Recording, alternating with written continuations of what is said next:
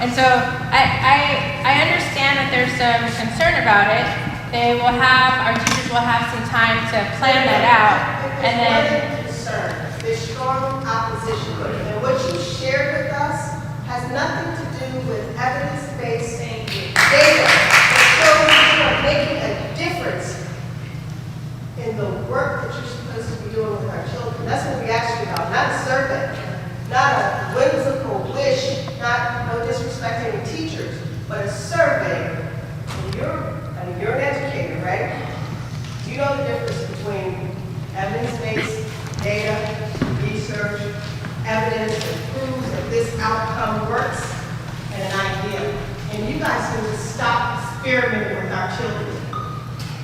You need to experiment with that budget and get that straight. And not like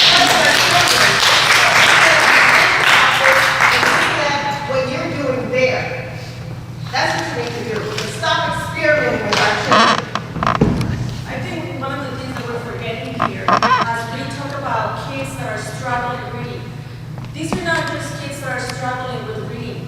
These are kids whose all other methods have failed and have failed miserably. And we get to have kids in 5th grade and going into middle school that can't even read at first or second grade level.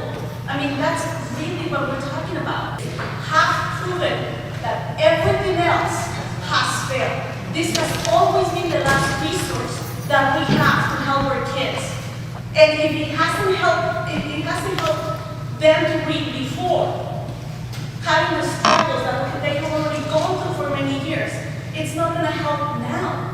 Second thing, one of the reasons why the program is successful is repetition, time, and dedicated time to few people. If you're going to coach your teachers, have that be at a different time. Have other resources. There's continuing education for teachers. And we're talking about every meeting that I've been attending to with the district. They talk about a blueprint.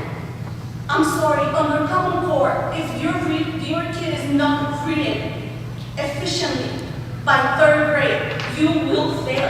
Our kids will fail. We're talking about the amount of kids that we're serving under special education. How many kids can we actually drop from special education if we just emphasize resources early on and we prevent these kids rather than targeting later in their later years where their brain is not going to take the same amount of information as they can currently have.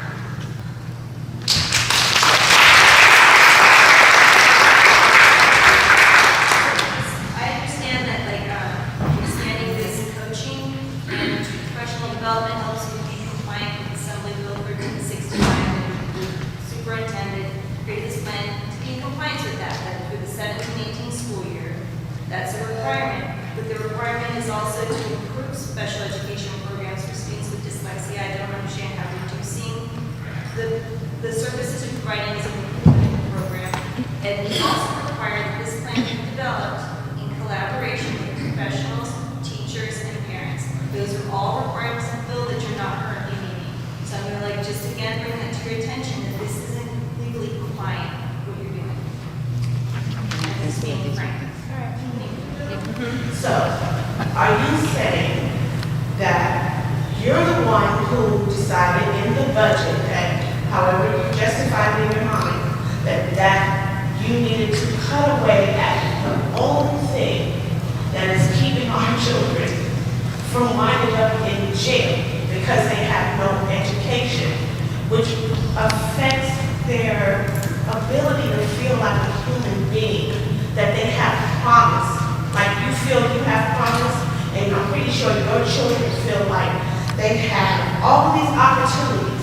Because if you didn't have those type of children, you would understand why all of us and the ones that are not here to speak, and for the children that don't have someone to speak for them, are so devastated and just dumbfounded how you can take that little bit of hope away from them.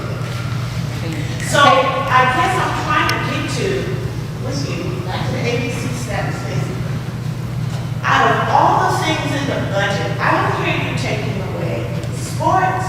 I don't hear you taking away this. I don't understand understand why you guys got a couple of $1 million from a private donation last year, and now you're getting a new soup kitchen. I don't understand how you're figuring out all these budget decisions, but you're taking away the reading clinic that most kids in there had to go to court and litigate to get, which is just wrong right there. But it's the only thing.